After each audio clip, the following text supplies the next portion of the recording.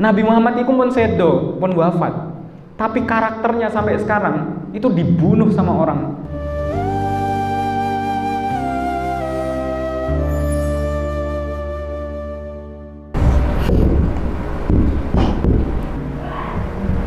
Baik, ini lanjutan ayat tadi. Siratul mustaqim tadi, jalan yang lurus itu apa sih sebetulnya? Nah, siratal ladzina an'amta alaihim.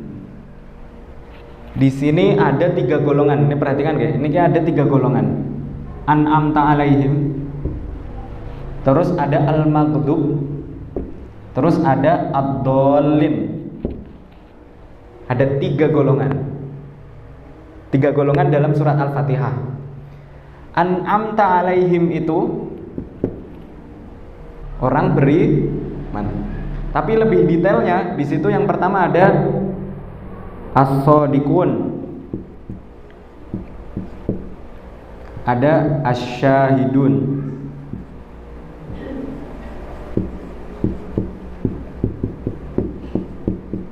as-shadiquna, asy-syahiduna. Terus ada apa lagi? As-shalihun.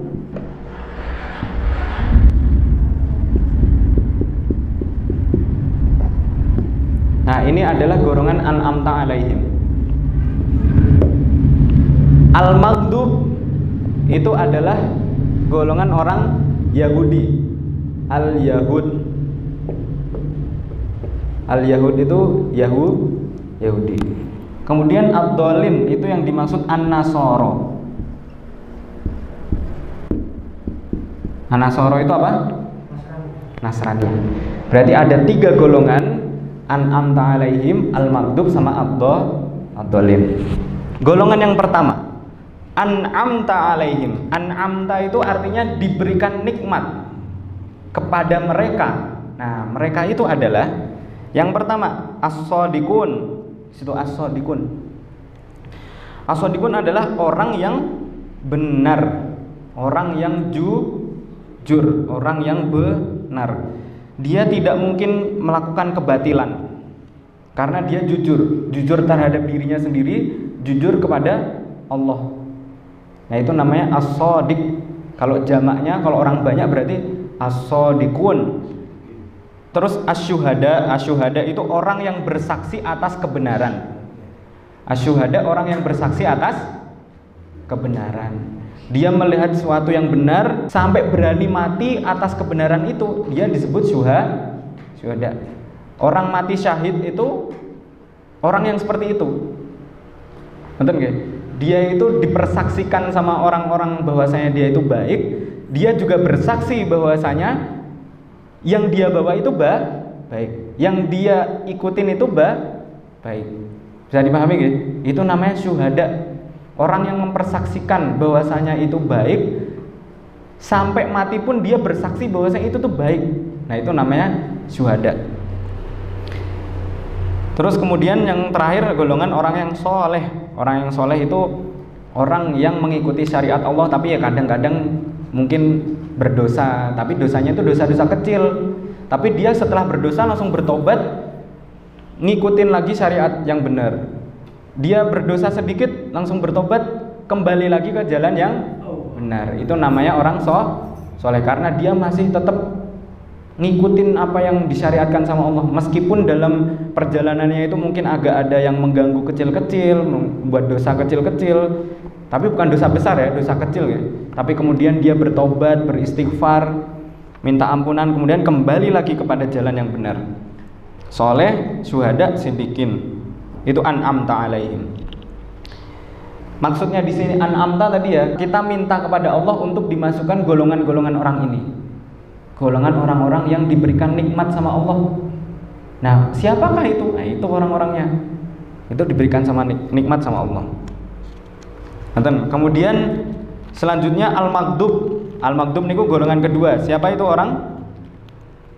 Orang Yahudi. Godob itu artinya marah.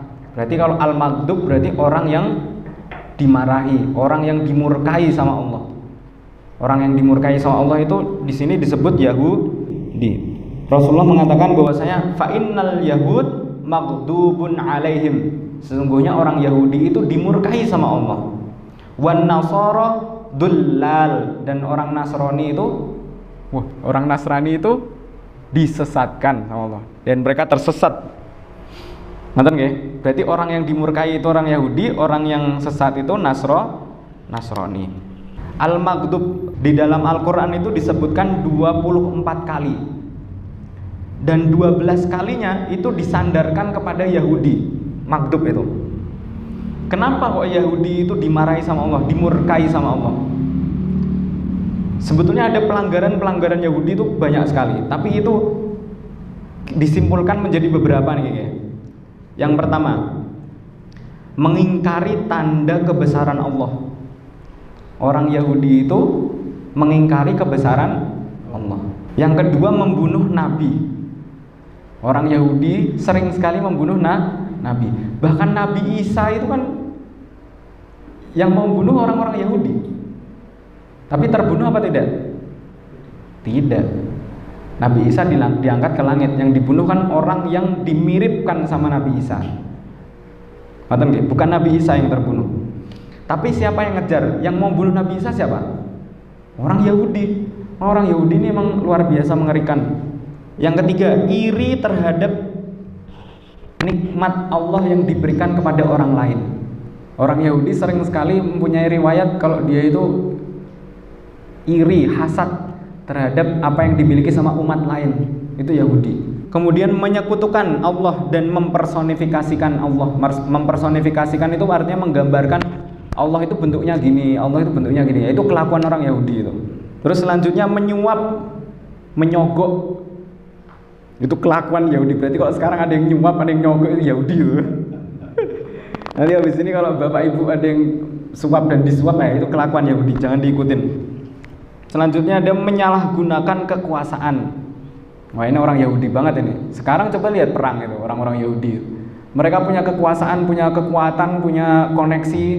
Itu disalahgunakan semua untuk menghancurkan umat Islam gitu.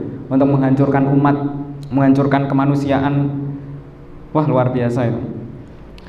Nah, kalau kita secara harfiah, orang Yahudi itu kan cuman mereka-mereka yang hidup mungkin di Israel gitu. Atau di Indonesia itu ada sebagian orang Yahudi. Tapi coba difahami, sifat-sifat ini itu ada nggak kepada orang selain orang Yahudi itu ada nggak yang punya sifat-sifat yang saya sebutkan barusan? Ada dan banyak, gitu. Hari ini yang menyuap itu nggak cuma Yahudi. Orang mukmin pun tuh bisa nyuap. Hari ini yang membunuh Nabi ada nggak? Ada betul. Hari ini yang membunuh Nabi nggak ada, gitu kan? Betul ada kan? Tapi yang membunuh karakter Nabi Muhammad banyak kan? Banyak. Nabi Muhammad itu pun sedo, pun wafat. Tapi karakternya sampai sekarang itu dibunuh sama orang. Banyak yang bunuh karakternya Nabi itu, jelek-jelekin Nabi Muhammad, jelek-jelekin Nabi Isa, jelek-jelekin Nabi Musa, jelek-jelekin Nabi Sulaiman. Itu secara nggak langsung kan membunuh karakternya Nabi. Gitu. Banyak sekarang orang nama Muhammad tapi ternyata masuk ke diskotik, terus masuk ke tempat-tempat yang haram, terus dia berbuat kejahatan. Ada pelaku pembunuhan di situ tulisannya namanya sinten Muhammad. Banyak apa enggak? Banyak. Nah itu kan mencacat mencederai nama Nabi nih, Bu. Meskipun Nabi tetap sempurna dan tidak mungkin tercederai, nggak mungkin tercacati oleh manusia lain. Tapi orang-orang ini kan tetap kena dampak dosanya kan, karena dia menyalahgunakan itu ya. Terus yang mengingkari tanda kebesaran Allah hari ini banyak apa enggak?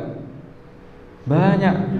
Orang dikasih petunjuk dan sebagainya tapi diabaikan. Itu termasuk dia itu apa? Mengingkari tanda kebesaran Allah. Nah intinya tadi banyak sekali yang sebetulnya itu sifat-sifat kita, umat-umat kita, rakyat kita hari ini yang bukan Yahudi tapi dia bersifat kayak gitu. Berarti itu sebetulnya kan masuk kepada al-maghdub tadi.